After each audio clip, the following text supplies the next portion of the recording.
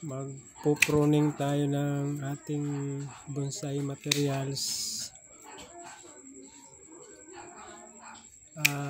Ang materials na pala na to ay Argao Taiwan.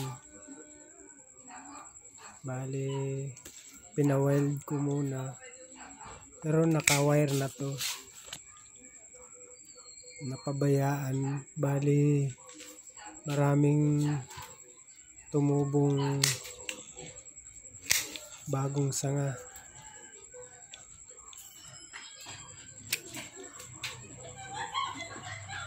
Kaya medyo babawasan natin friend selection at saka pruning na rin.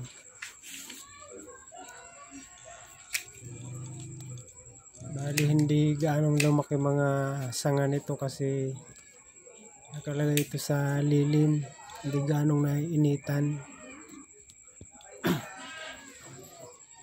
Ang Argao Taiwan kailangan nakababad siya sa init para gumanda. Yan, napakarami pa guys na sanga. Kaya yung iba, yung ugat niya ay magkaroon din ng sanga. Bali, tinanim ko to sa bato, yung sa kuan lang ba, yung simentong tumigas. Yan, pinatong ko siya. Ngayon kapit na siya. Kapit na yung mga ugat niya.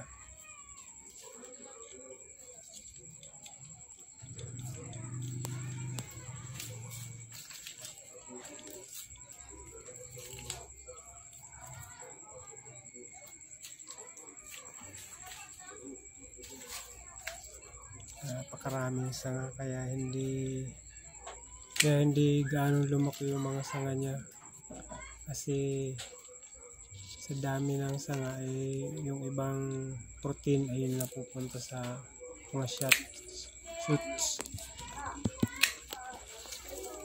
Kaya babawasan natin siya ng sanga. Yan siya guys, bali kapit na yung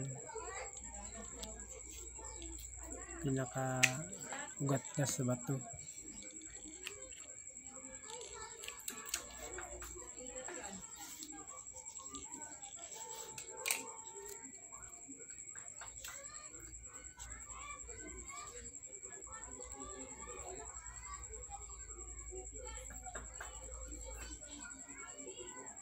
Bali, hindi ko muna tinatanggal yung tinali ko dyan na goma, pero pwede nang tanggalin kasi kapit na nga siya.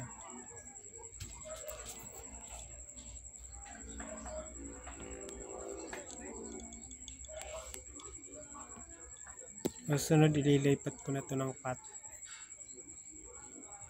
medyo malaki-laki ng konti.